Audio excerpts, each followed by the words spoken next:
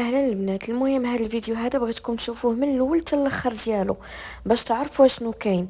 كتسولوا واش تصونوا ليا البوليس ولا لا. المهم بزاف ديال الحوايج جداد في هذا الفيديو هذا.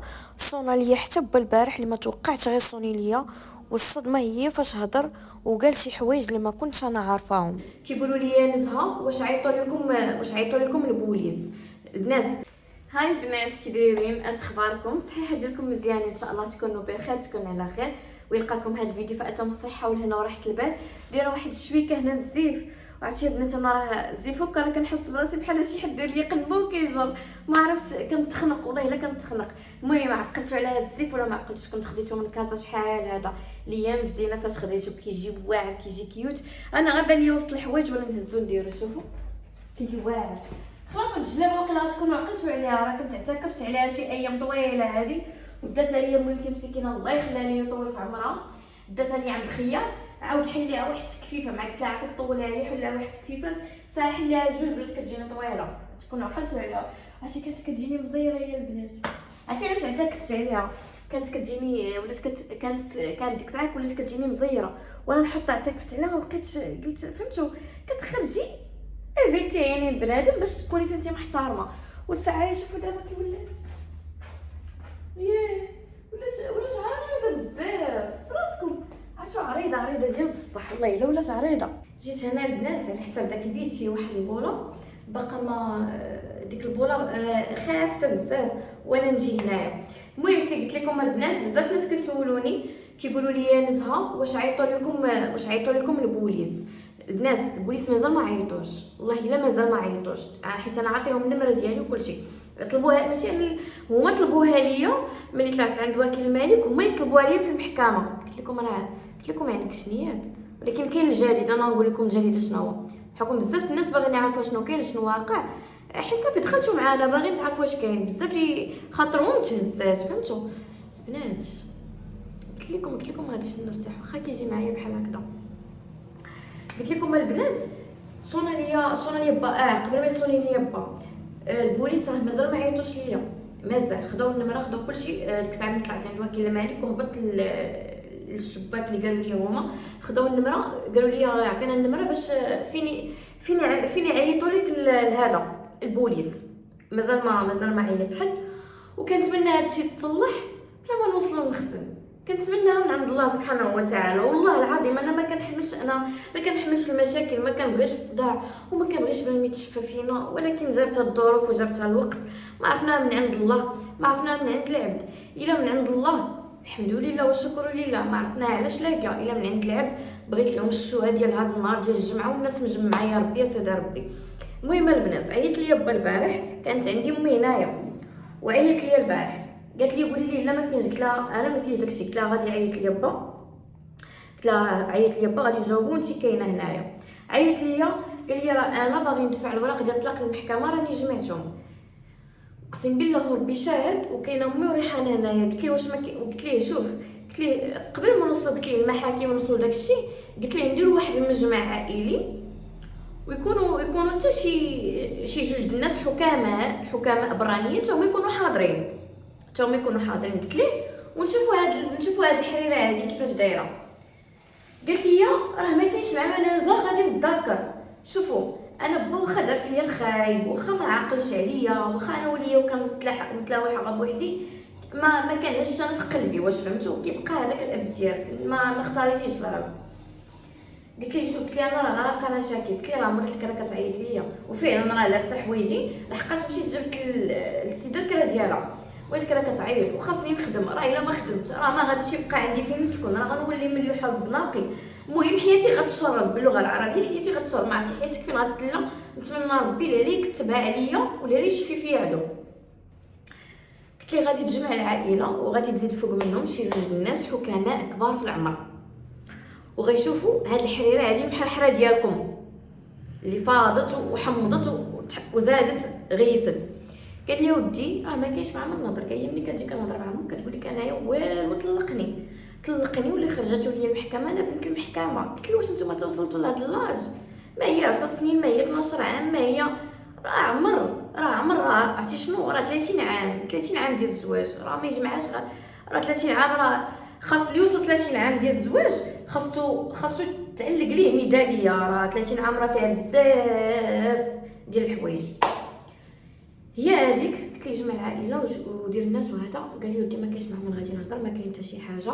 بدا كيقول لي امك تاهي شنو كدير، شنو كدير كتبدا تغوت، كتبدا تقول قلت لها انت علاش كديري بحال هكذا، علاش انت كتلا كديري بحال هكا. وتخيلوا نتوما معايا البارحه فتي الهضره ديال في التليفون بالغوات، وبنان فاش ما كيكونش حداك وهي بدات كتغوت هنايا وهو تا هو كيغوت تما، واحد شويه هما يبداو شدين نقطع لك في التليفون وانا نقطع لك في التليفون وانا نمشي ليه وانا نريح. تخيلوا معايا بنان مغارق. وخاص الوالدين هما اللي خاصهم يوقفوا مع هذاك الطرف، داك اللي ولدوا صدق ولدهم ولا بنتهم هي اللي واقفه في المشاكل ديالهم. من هذا المنبر كنقول الوالدين الله يرحم الوالدين ما تبقاوش تدخلوا مشاكلكم لولادكم، واخا يكونوا مزوجين ووالدين، راه كتاثروا عليهم نفسيا جسديا دماغيا اي حاجه. الله يعطيكم الستر. تزيدي تيو داك الراجل مع الاول سيروا فكوا مشاكلكم في البيت، ما سمعكم حد ما راكم حد. ما بغيتوش تطلقوا ما بغيتوش تطلقوا قدام الناس، تطلقوا غير بيناتكم، هو يشد تيقارب في بيت وانت شدي تيقاربك في بيت. المهم انت الصوت ديالك ما يتسمع هو الصوت ديالو ما يتسمع، راه كتاثروا على الاولاد وما كيبقاوش راضيين قدام الجيران وقدام الناس. وملي كيشوفوكم نتوما طغيتوا كتغوتوا كتزيدوا كطلعوا السما وهذا صافي تا هما كيقولوا ملي تشوهنا راه حتى حنايا نشوهوها. واش فهمتوا كيفاش داير دابا البلان؟ كنحاول انني نوصل لكم الفكره ديالنا وديال الناس اخرين. ملي هي كتشوه وكتكبر اشنو كيقولوا الناس، شنو كيقولوا الدراري؟ هي اصلا تشوهت يلاه حتى حنا نزيدوا نشوهوها.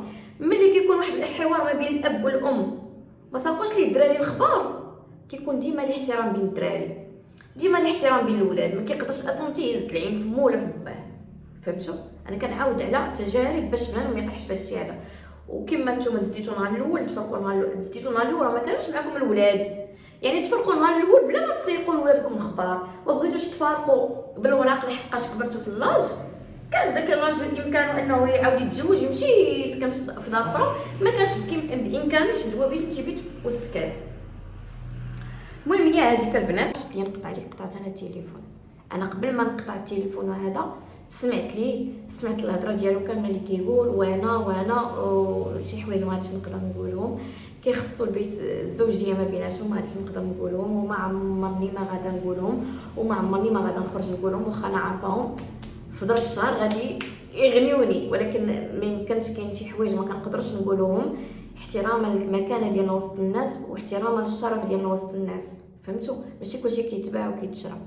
المهم هي هذيك البنات بقيت كنهضر معاه قلت ليه شوف، قلت ليه نتوما دابا راه كتشوفوا فيكم غير عديان وكتشوفوا فيكم غير عباد الله، وبنادم قلت ليه راه الا ما لقى باش يدوزها تاعي حط الخبز وما لقى لا زيت لا كوفيتير راه كيحطكم نتوما كيدوز بكم نتوما. سيروا اتقوا الله، راكم كبرتوا تفاهمتوا وياها، ما بغاتش هي داكشي صافي انت شتي قارك عندك صير هاد المشاكل. قلت لي ناض عاوتاني اللي 95% ديال المشكل اللي ناض قلت لي راه ديال الصير ديالك. قلت لي ما كتصيرش، قلت لي كتجيب جوج بيضات جوج خبزات. شنو هما جوج بيضات شنو هما جوج خبزات؟ قلت لي صير جيب الواجبات ديالك، جيب الخضره جيب الدجاج جيب الديسير. قلت لي الزيت الا تقالى ما تبقاش تغوت وتثبت عاير، جيب الزيت جيب السكر جيب اتاي، قوم بالواجبات ديالك. راه اصلا ديك المراه راه غادي مع الوقت انت كتقوم بالواجبات ديالك كراجل وكتهلا في الدار، هذيك المراه غادي تلين. راه الحديد وكيلين الحديد وكيرطاب، يعني ما حساك بنادم ما غاديش يرطاب مع المده. فهمتي؟ قلت ليه انت حاول تقدم لهم دابا راه شوفوا البنت اللي خاص اللي يدير لها عقلها ولا هي كدير لهم عقلهم. قلت ليه حاول تبدا بعدا بهذا الشيء هذا هو الاول، وهي مع الوقت راه غترطاب وغادي تلين، غتقول لك صافي راه بدا كيشد الطريق بدا هادي ما بقاش كيدير داك المخدرات وهذا. هي في حد ذاتها راه غادي تلين وغادي تولي ترجع تهضر معاك اليوم غدا كتهضروا حتى كتلقاو راسكم رجعتوا للعلاقه ديالكم. صافي درت عندها هي قلت لها شنو بان لك امي، حاولوا انكم تجلسوا مع بعضياتكم وتكون العائله حاضره ويهضروا حتى مع الدراري حتى هما باش ما يبقاوش يهرسوا ويكون الاحترام في الدار ويكون سميتو. قالت لي لا انا بغيت الورقه ديال الطلاق ديالك. قلت لها الكلام الاخر ديالك هذا؟ قالت لي الكلام الاخر ديالي هذا. قالت لي يمشي للقانون واللي داروا القانون انا بنت القانون. قلت لها كلامك الاخر، قلت لها بغيتي تشفي فيك عباد الله بغيتي تشفي فيك العديان. قلت لها انت ما خدمتيش الدماغ ديالك وما خدمتيش السياسه ديالك وتحسنتي ودرتي طابليه ومشيتي بالسياسه قلت لها ديال العيالات. المهم انا قلت لها شنو ندير ما بغاتش. قالت لي انا دوزت بزاف ديال المحين، قالت لي ما بقاش عندي فين غادي نهز شي حاجه، ما بقاش. قالت لي وصلت هنا وداكشي تقييتو صافي. قلت لها اش غادي نقول لك؟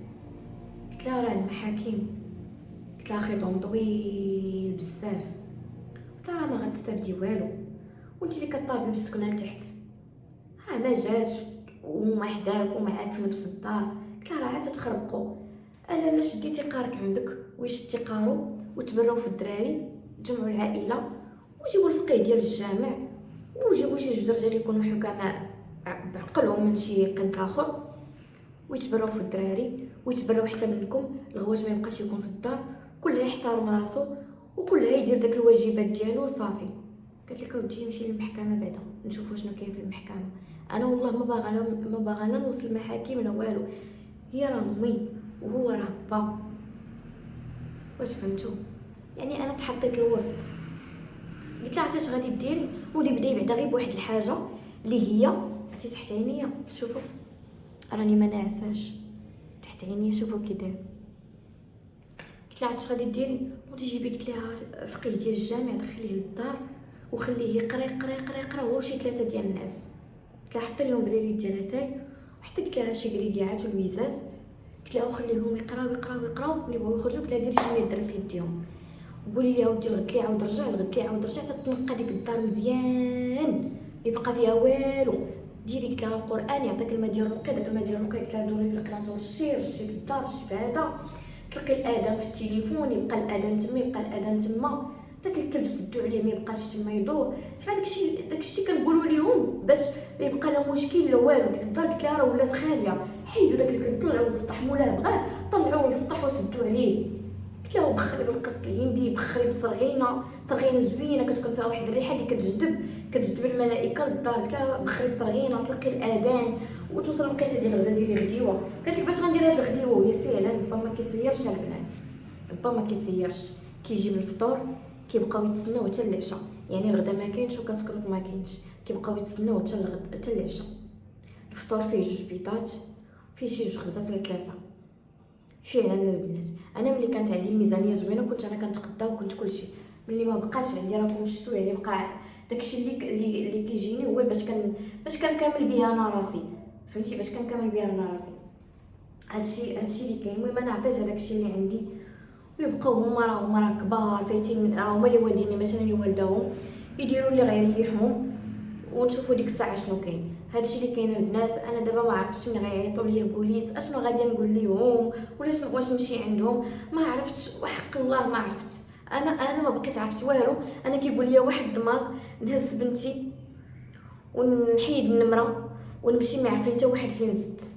انا هذا هو الدماغ اللي ديال الهضره اللي كدور ليا في دماغي والله. اللي غتباع نخلي غير الحويجات ونخلي شي معانات هكا خفاف، نبدل النمره ديال التليفون ونهز بنتي ونمشي لشي بلاصه اللي ما يعرفني فيها حد. قهروني تقهرت بزاف، ما خلونيش مني الزمان اللي قهرني، ما خلونيش مني الزهر اللي قهرني، زادوا قهروني حتى هما بمشاكلهم. ماشي تعالي يا بنتي نعاونوك، تعالي يا بنتي نوريوك، تعالي يا بنتي ديري هذا البروجي، بنتي شنو خاصك، بنتي نوقفوا معاك، بنتي نديروا ليك، بنتي نفعلوا ليك، بنتي نتركوا ليك. قهروني بمشاكلهم وانا غارقه مشاكل. حياتي نتوما كتشوفوها كيفاش دايره، حياتي مبعطره، حياتي ما عرفتش كاع كيفاش دايره، ما عرفتش. خليو لي التعاليق ديالكم، انا تعاليقكم راه كندير بهم، تعاليقكم كاملين كندير بهم كاملين. انا كنطلب من الله والله الا صليت البارح وقلت يا ربي يا سيدي ربي طفي هذا الغضب، يا ربي طفي هذا الغضب، وكلها شتي قارو عنده، يبقاو فيها معينه تتهرسوا كاملين، ما بقاوش عندها الماعن. البارح جايه كتهضر معايا قالت لي واحد الفراقه، قالت لي كانت صيفطات عليا حافظه من المانيا، قالت لي ثقيله، قالت لي وزوينه، قالت لي غاديه للضياف الهمه والشال، قالت لي دخلت للدار وقال لي طلعي راه واحد الحاجه عزيزه عليك راه غتلقايها مفرشخه في السطح. قالت لي طلعت كنلقى الفراقه. قلت لها شوفي انا شوفوا انا ماشي غادي نزيد عليها نقول لها كلب وديك الفراقه زوينه، ديك الفراقه زوينه تحطي فيها الفاكهه، تحطي فيها زوينه ديك الفراقه. قلت لها شوفي يا امي الحاجه اللي هي مزيانه جمعيها ليا في كرتونه كبيره وراه لي نحطها عندي في الدار، راه هادشي ما غيبقاش. وديك الفراقه زوينه يا البنات وبقات فيا نيت انايا. قلت لها اش غادي ديري؟ قلت لها معنا امي يمشيو ويجيو كل نهار تلاقي يخرج الجديد غير باش ما يبقاش فيها الحال وتعصب وانتم عارفين مريض السكر والانسولين يولي طيح لك تما. قلت لها ما نمشيو ويجيو دعي معايا امي ربي سهل عليا ونمشي نتقدى لك محل ديال الماعن كامل على قدو فاش ما حطيتي يديك فهمتي. راه كتمونتي في داك الانسان كتمونتي كتعطيه ما هي راه باقي فيها معناتها. قلت لها الماعن دابا اللي بقاو عندك كاملين جمعيهم راه يوميا كاينين شي تواصل تما بلا ما نقول. قلت لها جمعي داكشي كامل راه نحطو هنايا تنشوفوا ما شنو غادي يدير الله سبحانه وتعالى. هادشي اللي كاين البنات. وكنتمناكم اللي كتعرف شي راقي خطير كيقول لي راسي يا راسي تقولها لي دخلوا عندي على الانستغرام. انا راه انستغرام ما كنديرش لي اشاره باش ديري لي ابوني. راكم بغيت نخدم على الانستغرام راه عندي ما حليت القناه راه ما كنحط فيه والو البنات. دخلي عندي بلا ما ديري ابوني دخلي عندي قولي لي راه الراقي كاين هنا ولا الحاله ديالنا كانت بحالكم اشنو درنا واشنو درنا صافي. هادشي انا اللي بغيت. يلا تهلاو ليا في راسكم بزاف ونتلاقاو ان شاء الله في فيديو جاي وان شاء الله ما يكون غير الخير. المهم انا متفائله خير نتمناو غير الخير. حطيت وسط طبت يا البنات والله الا طبت. قبيله مشيت مع البارح دوج درت شي دوار شعر دوج